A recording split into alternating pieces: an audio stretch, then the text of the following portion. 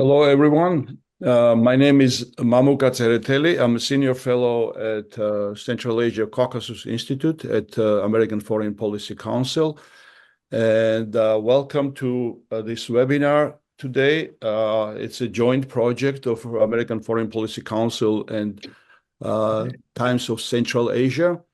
It's called Burgut Expert Talks. It's a first inaugural seminar of organized jointly by the Times of Central Asia and the American Foreign Policy Council.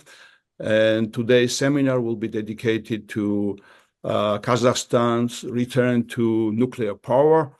You all probably are aware about recent referendum in Kazakhstan and overwhelming popular support to this idea for Kazakhstan to develop its own nuclear power generation, which is supposed to help, obviously, country's energy security, but also has other dimensions as well. And we are going to discuss different aspects of this initiative of President Tokayev and his team today with the distinguished experts who are joining us today. So we'll start with Askar Alimjanov, who is a senior editor at Times of Central Asia, based in Almaty, with a long and distinguished career in journalism. And he will give us a background about the referendum itself and led to this decision, and then how it was conducted. Then we will have Mr. Stephen Bland, also senior editor at Times of Central Asia, who will give us overall context of this referendum in the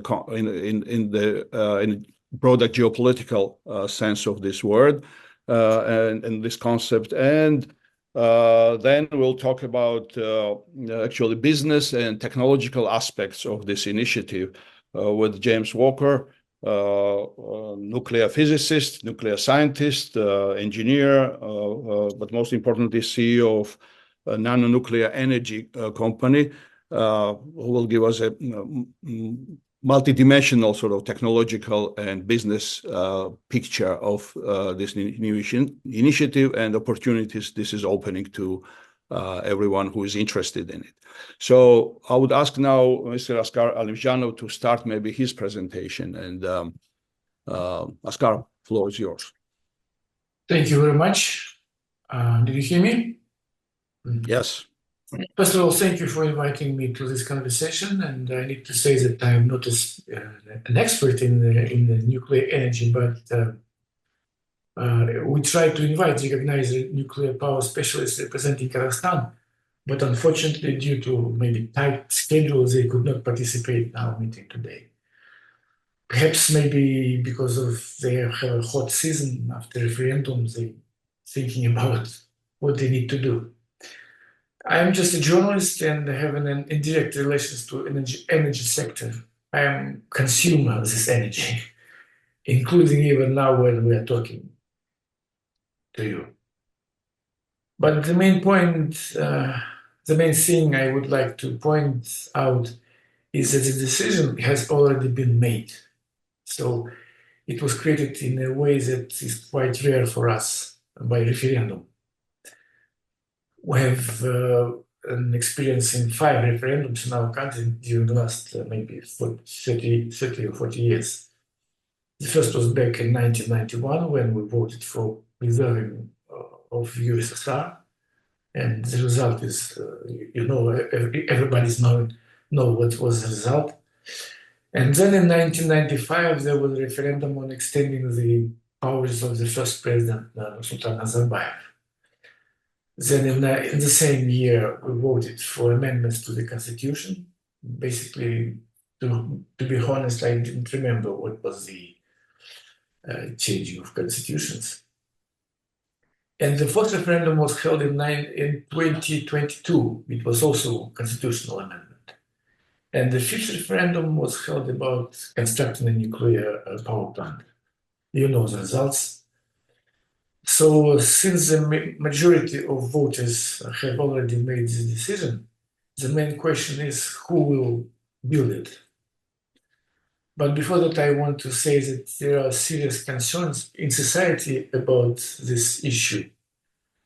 If we list them briefly, the first one is people do not trust the executive branch. We can understand that they fear of corruption, which results in poor quality of construction. As an example, we can talk about the construction of rail transportation, light rail transportation in Astana, which was started in 2009, I think, and still cannot be finished. And the interesting thing that officials who was stole the money, they are still hiding abroad. By the way, maybe in the United States. The second problem is radiophobia. This is nothing special in our region, and because of we have the largest nuclear test site, and during around 50 years, we were just under 500 atomic tests, and you all know about the consequences. And the third one, this is a problem, as far as I think, distrust of potential partners. We all witnesses to the sanctions war, and we have all witnessed how contractual obligations are not fulfilled for political reasons. This is, of course, not a normal situation, and it's applied not only for Russia, but also to other potential partners like China or even the United States. And I think other concerns are insignificant. So my country is in a tough situation today regarding the issue of energy independence. Gas, oil, and other sources of energy are understandable, but we need to move forward. I personally, for example, I'm condemned in the correctness of the decision to construct the nuclear plant because the price of energy as I consumer has, as for me as a consumer, is rise around 26% over 1 year. So, and I'm not talking about the annual growth of energy consumption in the whole country. This is a natural process. The country is growing, and for example, when we left the Soviet Union, it was around 16 million population. Today, it's already more than 20, and in despite of the migration process in this region. So that's briefly all my notes. So will be ready to answer any questions if interesting. And I need to say it's a little bit sorry for my poor English. So we'll get back to you, Oscar, with some maybe follow-up questions in a few minutes. And now I would like to ask Stephen maybe his perspective on this decision of Kazakh government first to hold this referendum and then consequences from maybe multiple perspectives, what it means for Kazakhstan, what it means for other countries in the region, and maybe for global energy security and so forth. Thank you, Mamuka, and good afternoon, everybody that's joining. Firstly, Kazakhstan's decision to construct its first nuclear power plant marks a significant geopolitical and energy strategy shift for the country.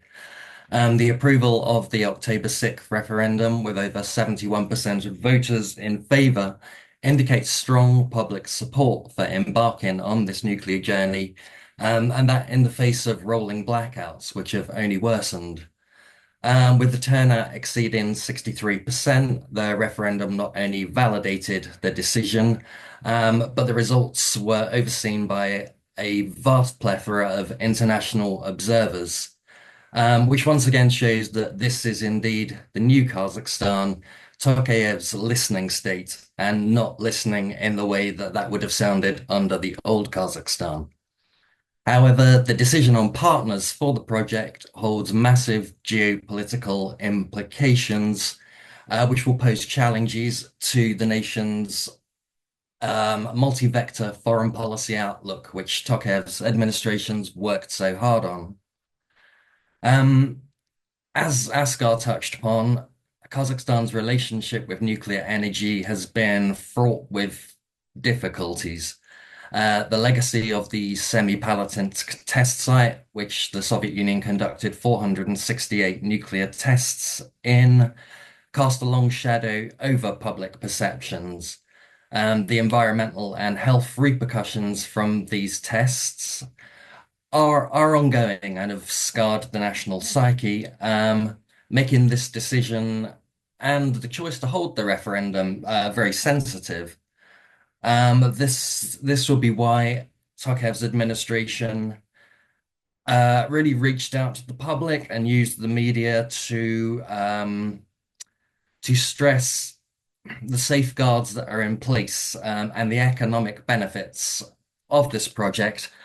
Certainly, the creation of up to 18,000 new jobs no doubt helped in the public's decision. And it would be interesting to know what the demographics of the voters were, because it seems to me that younger people that don't really have a memory of such catastrophic consequences of the nuclear testing would have been far more likely to vote in favor. But that's conjecture. Kazakhstan's energy landscape is characterized by a reliance on aging thermal power plants, which are increasingly unable to meet the demands of a growing population and economy. And these electricity shortages are only going to worsen unless something drastic is undertaken, particularly in the rapidly growing southern regions of the country. The construction of this plant, most likely in Olkan in the Almaty region, is a crucial step in alleviating these shortages and in energy dependence on overpriced imports from Russia and at times from Uzbekistan as well, and also in Kazakhstan's aim to reach its carbon neutrality goals. However, again, the legacy of nuclear testing remains a powerful narrative which the government needs to navigate extremely carefully. As I say, job creation and the ideas of energy stability are what the government chose to emphasize and actively engage with the public on in the run-up to this referendum, trying to mitigate fears of possible incidents and waste disposal. Yeah, so the government very much tried to quell these fears and reassure the public and bolster support. I mean, initially, it did seem like protests against nuclear power were going to be more widespread, but in the end, I think you could characterize them as kind of fizzling out. The geopolitical implications of these nuclear ambitions are of particular interest to me. I think they're hugely significant. The short list of potential partners, including China, France, South Korea, and Russia, with the United States also expressing an interest. And this diverse pool of candidates reflects Kazakhstan's desire to ensure competitive bidding and secure the best technology for the project. Now, since the referendum passed, President Tokayev's voiced on numerous occasions his preference for an international consortium, underscoring the strategic importance of involving multiple global partners in the project. Such a consortium could help Kazakhstan mitigate any single country's influence and leverage advanced technologies from various sources. It remains to be seen how any international consortium would work, because in the current geopolitical climate, the chances of US companies wanting to or even being able to partner with Rosatom, it seems a bit of a leap. It seems quite difficult.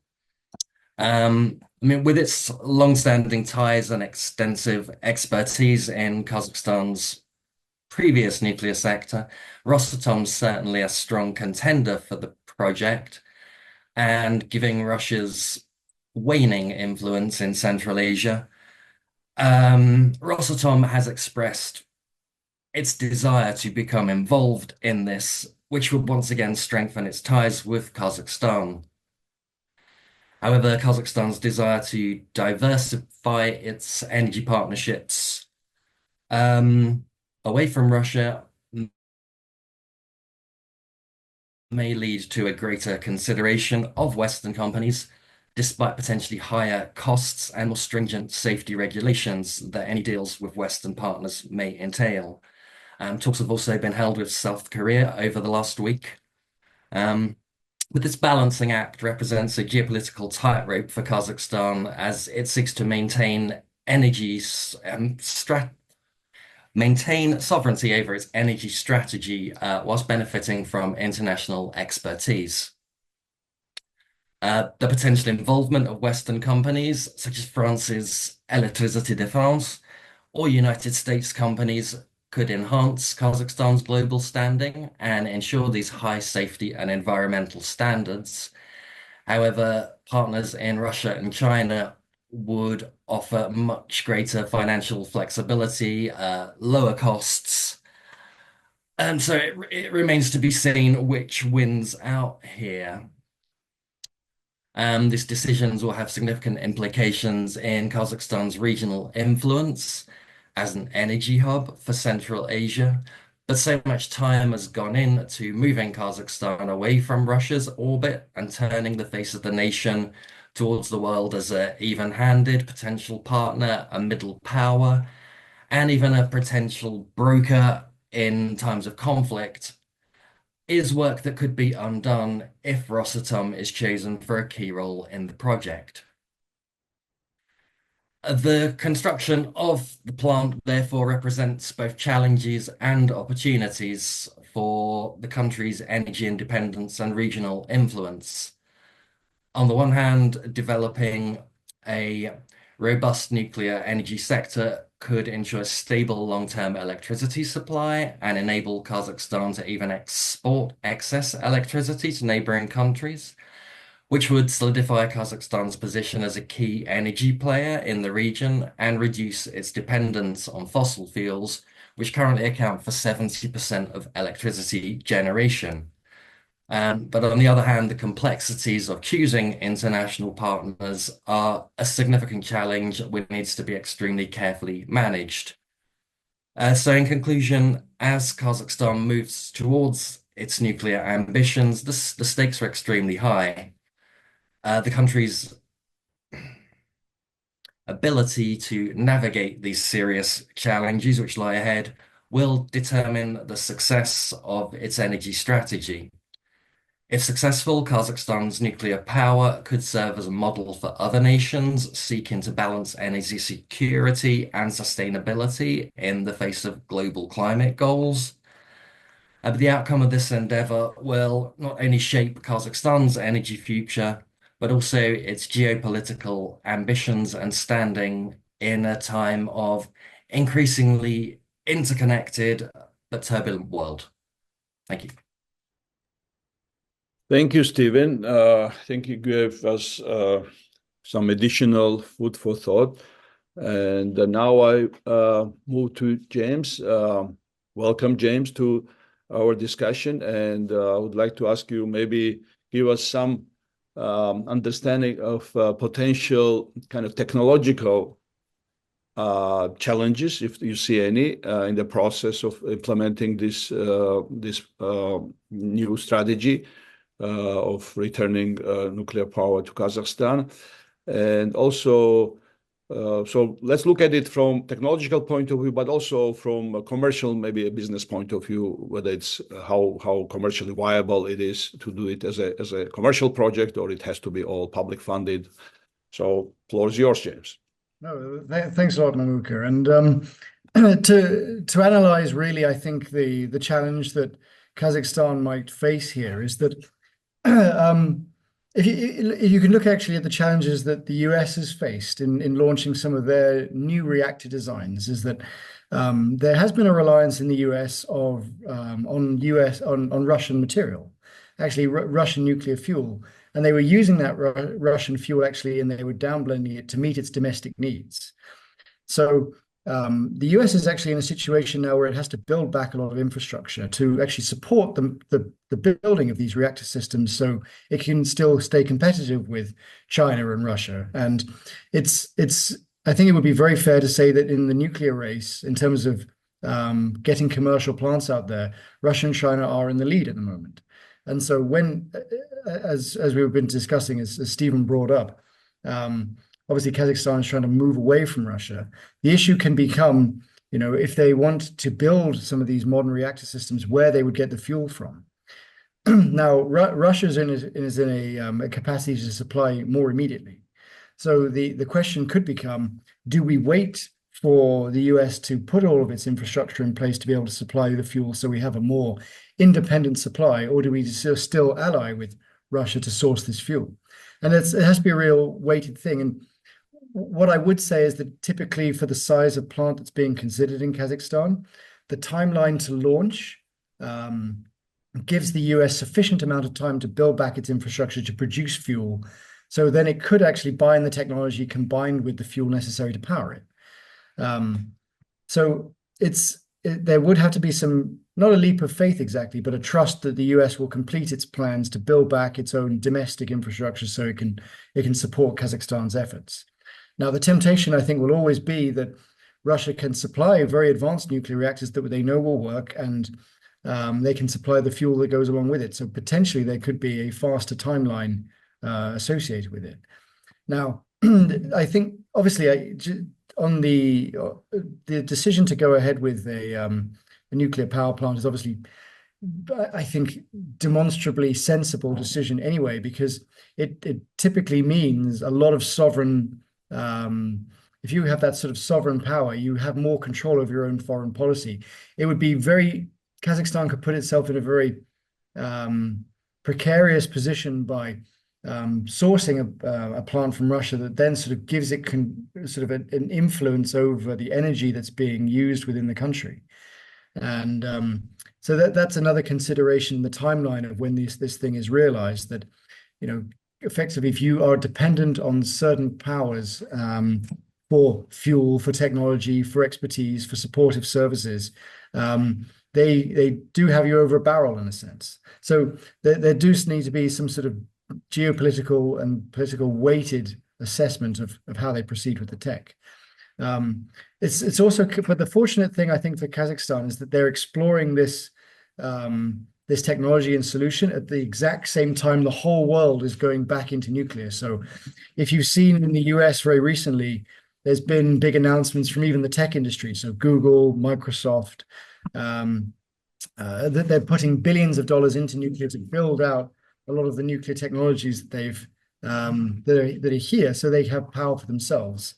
And so this is being seen across the world. Even Japan, that had downsized its nuclear, is now ramping back up again, because the intention, and it was the best of intentions, to pursue other renewables as opposed to nuclear.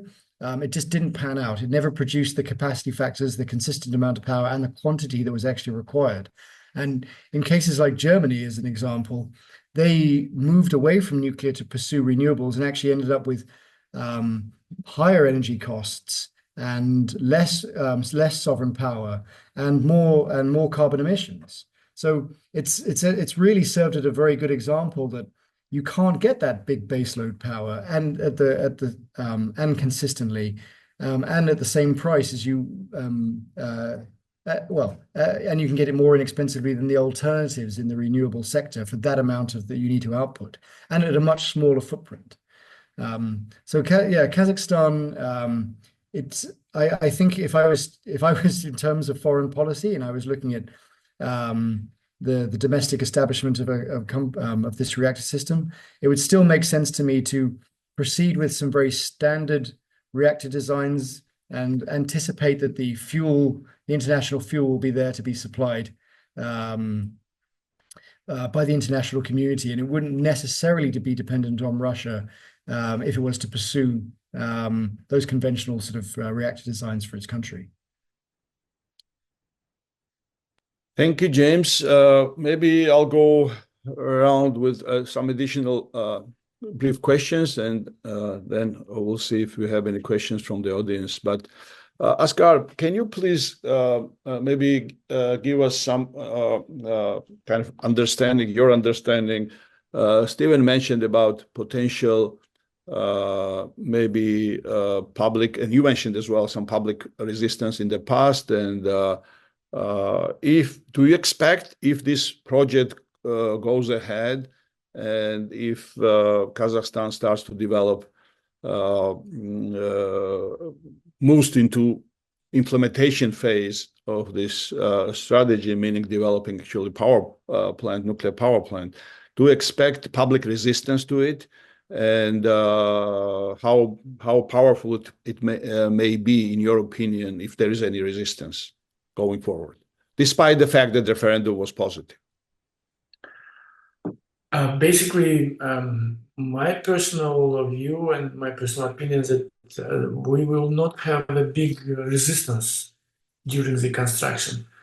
It was a big noise before the referendum, during the public discussion about, do we need that or do we not that?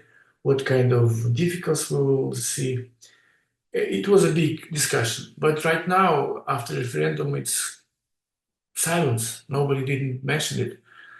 I think maybe some resistance, of course, by people who are maybe because of the three reasons which I meant before: is the bureaucracy, corruption, and radiophobia. But not this will be not big event. So you don't expect any societal sort of resistance to this going forward? I think no. Yeah. Stephen, based on what we've heard from other speakers as well, and this, when we talk about energy security, one of the key words is always diversification of sources of actual energy. If you talk about oil, we talk about different sources of oil. If we talk about gas, every country, every nation is looking for diversified sources of energy. And fuel, if it's obviously based on, if you look at Europe and natural gas dependency, you see now Europe is looking to multiple sources of natural gas, and same with the other parts of the world. Everyone wants to see sources of fuel coming, or energy coming from different geographic locations, from different political entities, and so forth. So there is that's the essence of energy security in a big picture. So where do you see this process in Kazakhstan evolving, based on what James mentioned as well, in terms of availability of technology, availability of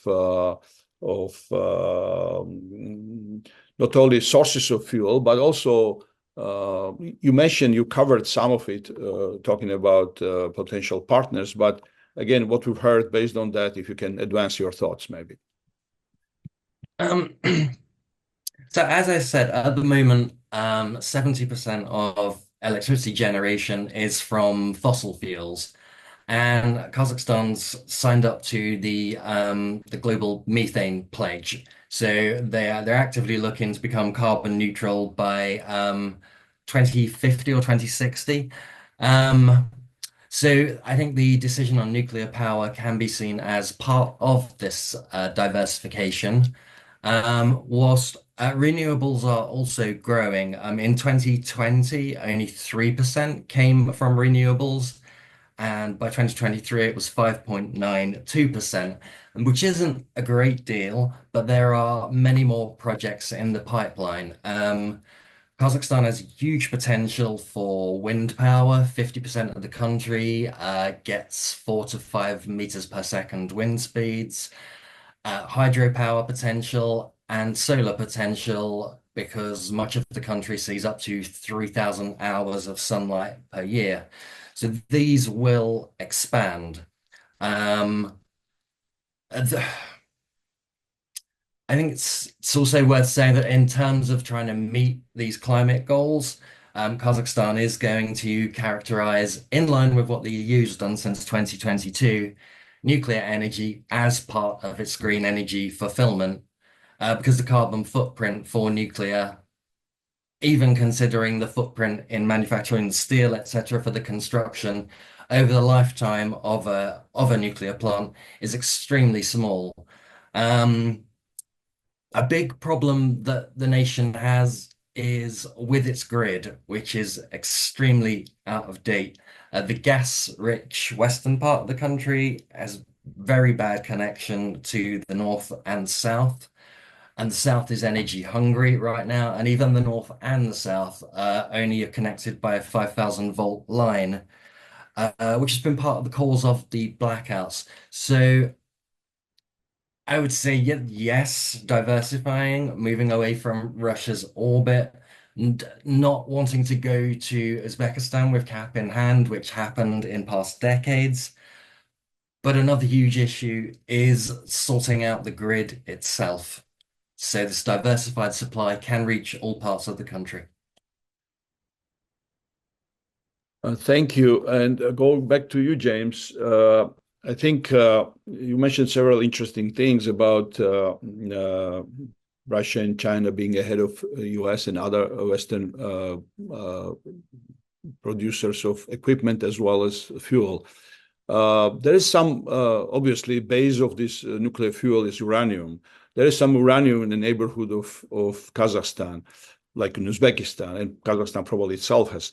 So is there any feasibility of this type of alternative sources of fuel? That's number one question I have. And number two is that can you guide us in a kind of, let's say the decision is made and let's say certain kind of, whether it's consortium and individual companies selected to conduct this project implementation process.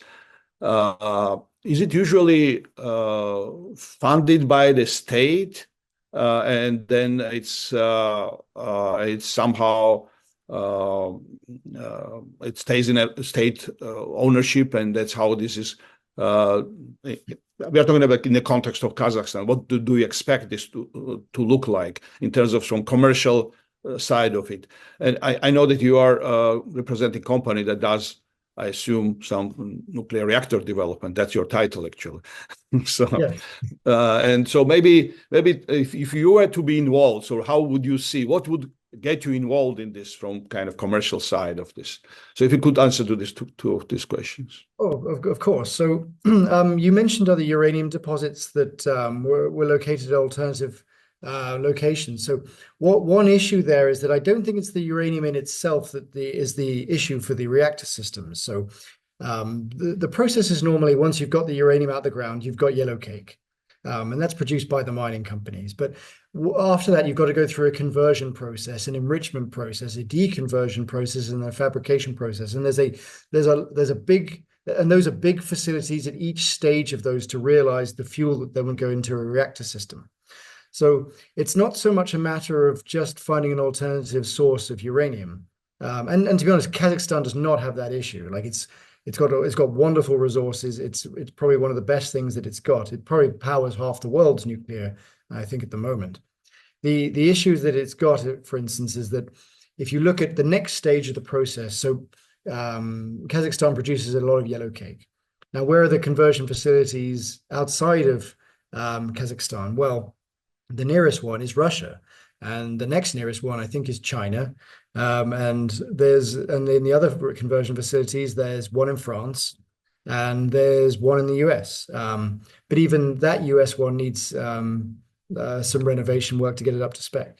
So it's when we talk about fuel, it's not so much the uranium itself as it is that supporting supply chain to be able to realize that fuel for the reactor system. So what Kazakhstan is going to have to focus on is that it probably does not want to build all of those different things. In fact, it almost certainly would not be allowed to do enrichment, because the issue with enrichment is that the only thing that's stopping you from producing civilian grade things from your reactors to military grade is time. And so the proliferation treaties are obviously very strict on that. So it's very likely it's going to have to source its uranium from abroad. Now, France is obviously already a producer. I would say it's probably overextended trying to supply the world with uranium at the moment. Because of that constraint, it might push Kazakhstan to consider negotiating with Russia or China. China might be very reluctant to have those negotiations because it doesn't want to damage its relationship with Russia. But I would say that between France and the US within the next few years, especially over the timeline of which you would be building this plant. Those facilities to produce that fuel will be there. So, but Kazakhstan could enter into a very agreeable arrangement where it could supply the Honeywells, the Iranos of the world with yellowcake, have it converted, and then have their own facilities enrich and deconvert it, and then supply back. And perhaps it could get it at a much reduced cost because it's supplying that uranium. If it was to do that, it actually could have fairly inexpensive fuel to go into the reactor, and that is the biggest cost component of a reactor. So it could, if it is strategic, and it puts together some very tactical agreements and arrangements with international partners, it could have a very economic reactor system installed within the country. And one thing you mentioned and Stephen mentioned too is that the grid system within Kazakhstan, it certainly sounds like it needs a lot of renovation and a lot of investment to bring it up to a standard where it can consistently provide the population with a high baseload area of power. So there are nuclear solutions here. So it's coming at a time when a lot of companies are producing smaller reactor systems that could be deployed to locations that don't justify a big civil power plant. And this answers your final question, is like, is it going to be government or is it going to be private? So if you're going to be dealing with Russia, there'll be government involvement, no question. If you're going to be dealing with Irano, there's going to be French government involvement. But within the US, for instance, a lot of the momentum and designs and reactors that are being currently developed are private.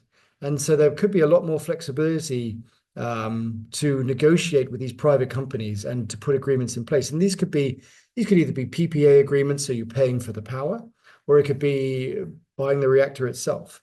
What I would say is that the US government is very likely to support US industry. It will probably do that through the State Department or the US TDA, and it wants to do that.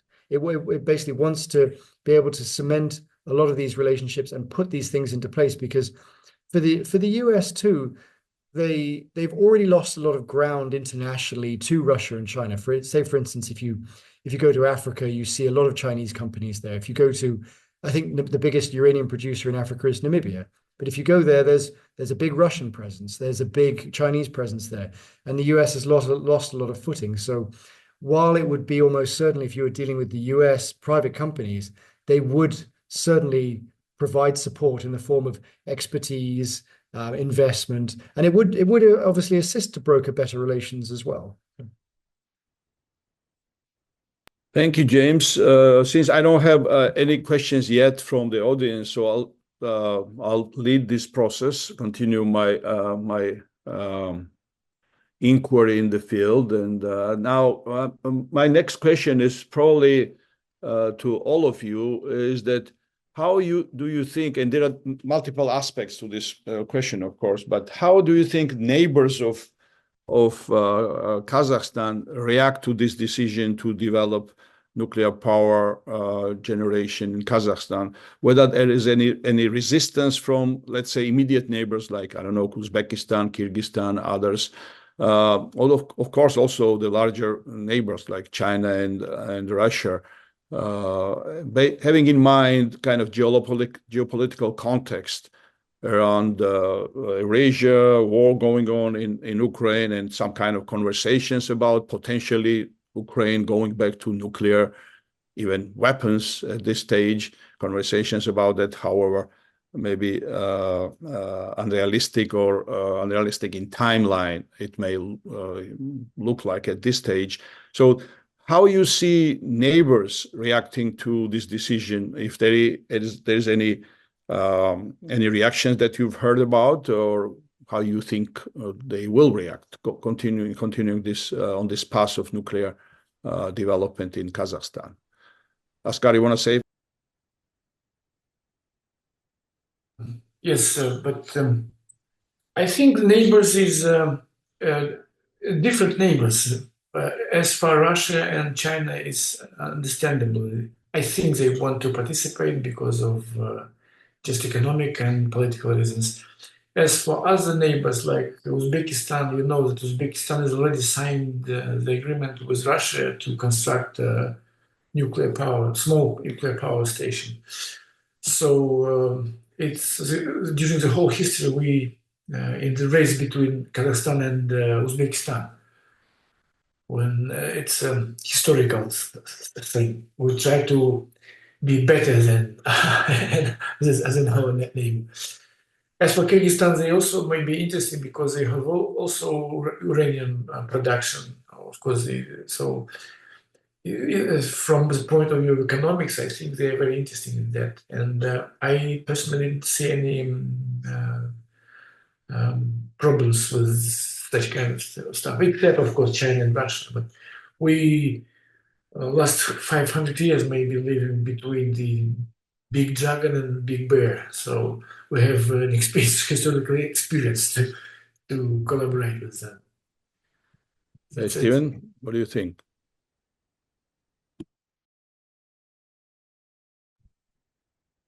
Yeah, I totally concur with Askar about the long-standing rivalry between Kazakhstan and Uzbekistan about who was going to become the regional leader. And yeah, it seemed to me that with Uzbekistan already in the process of building its own nuclear power generation facilities, that if Kazakhstan didn't follow suit, then they were going to be left behind and increasingly reliant on usually overpriced imports of power. In terms of Kyrgyzstan, we've seen the moratorium on mining thorium and uranium lifted this year, which was put in place after multiple environmental disasters. And Kyrgyzstan isn't a particularly resource-rich place. Mining is where it's at there, whether that be gold from Kumta or the uranium and thorium deposits. And since Japarov come to power, we've seen a much more, let's call them a forceful government there, maybe, who are not going to be thwarted in their ambitions. So if the authorities in Kyrgyzstan decide that this is the way they want to go, then barring another revolution, it's not going to be easy to stop that process. In terms of the remainder of the countries, Tajikistan and Turkmenistan are a long way behind on this. Tajikistan does have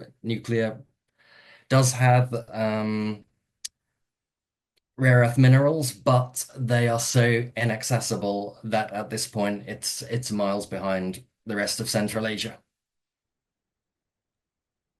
James, what do you think? And also maybe if you could comment in addition to what I asked earlier, you mentioned and others mentioned about South Korea and how feasible you think the participation of South Korean kind of element in this power in the power play that is maybe happening around these projects. Okay. What I would say about regional rivalry is that if Kazakhstan do proceed with this, it's very likely to inspire other neighboring countries to do very similar. And I say that because what this would do is provide Kazakhstan with energy sovereignty. And even if you take a country like Japan, very advanced, very wealthy country, but when they began shutting down their nuclear power stations, they become very reliant on the importation of alternatives. And this puts them at a less than optimal strategic position. And actually, the same was seen with Germany, even with regard to Russia, as Germany shut down its nuclear power, it became very reliant on Russian gas. So as the Ukrainian war broke out, actually its ability to even criticize or take a hard stance against Russia was very much diminished. So that's a very good example of how you can lessen your political clout, your strategic ability. And if Kazakhstan was to install this nuclear power system, obviously Russia would know that it's much less dependent on it now for power sources or this kind of thing. It would almost certainly then after that, because of the regional rivalry, get the other countries looking at similar projects to install within their countries. And the they're not at a disadvantage either, because some of the projects that are being built at the moment, especially small modular reactors, things like that, they can be deployed a lot faster. And certainly for distributed power requirements that large land masses like Kazakhstan have, these small modular reactors and microreactors might be more optimal. Sorry, Mamuko, what was the second part of the question? That was about South Korea's Oh, yes. participation. So, and South Korea actually very recently, they built 4 big power stations in the UAE. And so they're world leaders. Like they've got fantastic technology. They're a very intelligent country, very industrious. And they built, I think it's one of the few times where they built reactors that were on time and under budget, or actually under time and under budget. So, why wouldn't you want to deal with groups like that? So we know it can be done. They've done it already. They've installed these things. And again, that was also an attempt by the UAE to diversify its energy requirements so it wasn't dependent on a single source. Mm-hmm. And the other unspoken part is that actually allows it to ship more oil and gas abroad. And so you have this sovereign power. It's taking care of itself. You've got a guaranteed amount of energy that you've got for 30, 40 years. It's not dependent on a fluctuating oil price, because the good thing about nuclear is all your fuel for the next few decades is all up front. So any fluctuations in international market don't affect you. So certainly, I think Kazakhstan should definitely talk to South Korea. They've already done this before, and it would probably be done as an international consortium. And I'd imagine that Kazakhstan would put out bids. What would probably happen is that you would probably get a lot of private US companies competing alongside national vendors and national providers. And even the South Koreans are very highly allied with US industries. So SK Group in South Korea, very heavily aligned with Bill Gates's TerraPower. You could actually see a dual submission from both of those entities, because the smaller small modular reactors that the US is developing might be a bit more ideally suited to the country if you're going to put in many of these systems in a lot of distributed places. And the experts to help with that construction might be the South Koreans. So you could see that kind of dual application. Mm-hmm. What is the source of that fuel for those nuclear power stations at the UEA? It could be diversified as well, or it's just Russia source? So I actually think it was from France. I think France actually supplied the fuel for that. Now, I could be wrong, and someone could watch this and correct me. As far as I understand it, like the French supplied SK Group, the South Korean group, with the fuel they needed, and South Korea built the reactor systems. So. Yeah. You mentioned, and earlier Stephen mentioned consortium, and we have a question from the audience here, that what will be the stance of Europe and the USA towards an international consortium involving Russia and vice versa. So you mentioned South Korea, maybe US teaming up. There may be other kind of teams up. That, I mean, obviously, Stephen mentioned a little bit about that, but I mean, in general, I ask this question again back to you, our speakers. What type of configurations there may be there around, and whether it's possible to have like all the players together in consortium, or it should be really kind of divided by geopolitical lines at this stage. So what's your view on that?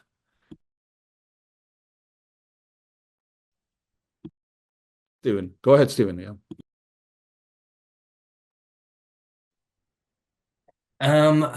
Any answer to that would be pure conjecture at the moment. With the ongoing war in and on Ukraine, it's difficult for me personally to see how European and American companies would want to or would be allowed to get into bed with Rosatom. And although it might be the most financially and viable proposition, any deal between Kazakhstan and Rosatom is only making Kazakhstan even more heavily reliant on a single source of energy.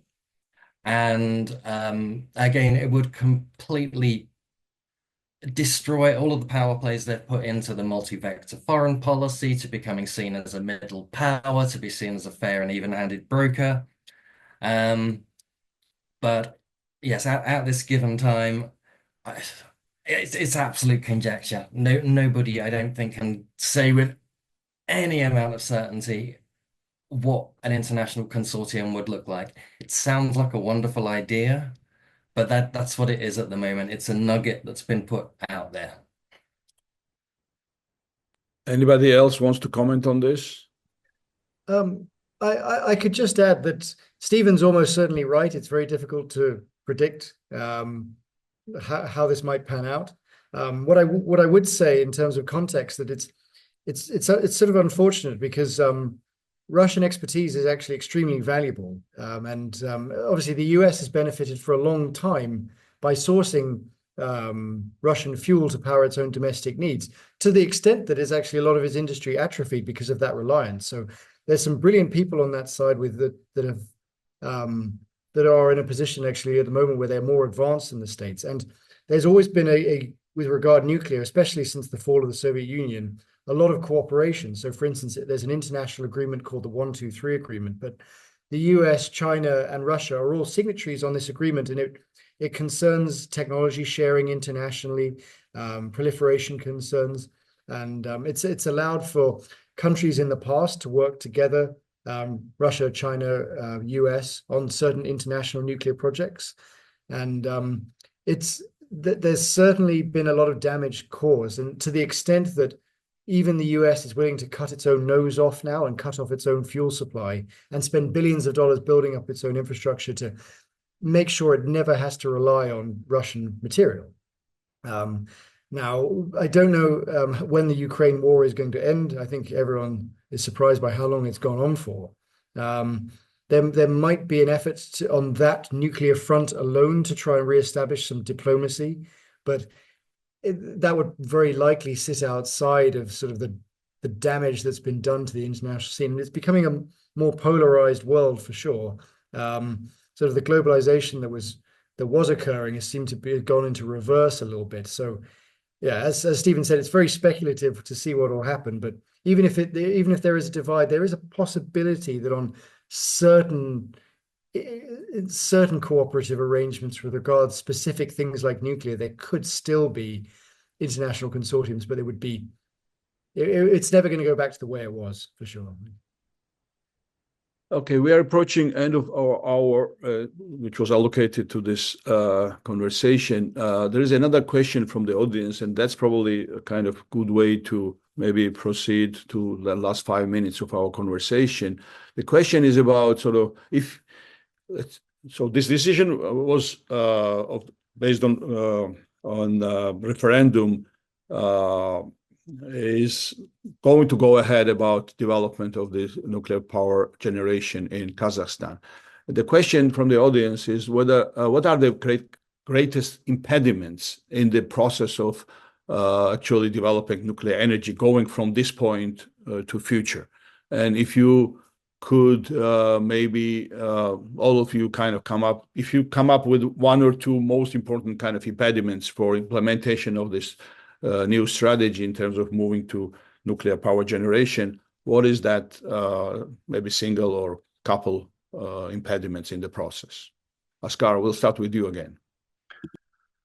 I think the greatest impediments is all about what was saying by James and Stefan. The problem is politics.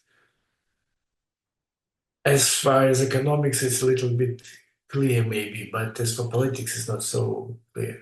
That's what my answer. Short one. Steven? Yeah, I pretty much completely agree with Askar that the greatest impediment is the current geopolitical situation, which makes this grand idea of building an international consortium much more different and difficult than it would have been in a time before the invasion of Ukraine. All I would add on there is that even outside of geopolitical, obviously, is number one. I would say even if that was to be navigated, there is still the issue of who Kazakhstan wants to partner with, and that will come with a lot of other considerations as well around the feasibility of actually supplying them the components and technology and fuel they would need to realize the project. Because I would say that the biggest bottleneck at the moment in the world is enrichment, the ability to actually take that fuel and enrich up to the capacities the world needs. But even after that gets solved, there's a conversion issue where there's not enough capacity in the world to produce enough uranium hexafluoride to go into enrichment. So these are international considerations that need to be resolved. It's not Kazakhstan's problem, but it's something it needs to be aware of outside of who they ally with on installing these sort of facilities, because these are additional considerations that need to be made in tandem with who they do want to partner with. So. Thank you. I see another question from the audience that asking about to what extent the Kazakhstan depends on China for its nuclear infrastructure development. I think we addressed that issue. I mean, if there may be alternatives, not necessarily, it doesn't necessarily need to be China, but if you want to say a few words about that, like very briefly, you're welcome to. All I would add there is that I think China never wants to infringe too much on Russian territory. And so while I'm sure it would be very happy to put commercial contracts in place to assist, it won't do anything, not without Russian permission, but anything to antagonize or aggravate Russia either. So its scope could always be somewhat limited by its own diplomacy. Thank you. And I would just add from my perspective that as some of you mentioned, under current kind of geopolitical circumstances and environment and context, I really don't see like international consortium involving Russian and Western companies operating together in Kazakhstan at this stage. So things may change, hopefully, to the better in terms of resolving ending the war, most importantly, and in Ukraine. But it depends. Also, the development will depend on what terms war will end, and whether they will lead to lift of the sanctions or it will maybe increase the sanctions. The end of the war may determine this potential trajectory. So, but I think this was very helpful and interesting discussion. I think I learned a lot, and I hope others who were participating learned a lot. This is, as we said, first of our series of meetings, Burgut Expert Talks. We'll be discussing other issues in coming weeks and months, but also I'm sure we'll be coming back to this subject and maybe in about a year or so and see where things are developing. And I would like to ask all of our participant speakers to rejoin us in about maybe 12 months from now. And let's see if our views and kind of perceptions about potential developments were online of what really occurred in next 12 months, and see where this project and initiative stands by that time. So it ends our seminar organized by Times of Central Asia and American Foreign Policy Council. And thanks to our audience, and hopefully we'll see you soon again. Thanks to all. Thank you. Thanks to our